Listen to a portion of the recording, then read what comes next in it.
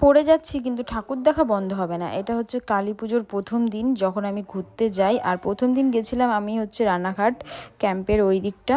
তো ওই দিকটা গিয়ে অনেক কটা ঠাকুর দেখেছিলাম। আর দেখো কত হাসাহাসি করছি। আর আমার সাথে কে কে গেছে, আমার সাথে গেছিলো আমার একটা বান্ধবী আর একটা বন্ধু। তো আমরা তিনজন মিলে ঘুরতে চলে গেছিলাম। আরও অনেকজনের যাওয়ার কথা ছিল, বাট তারা কেউই যায়নি।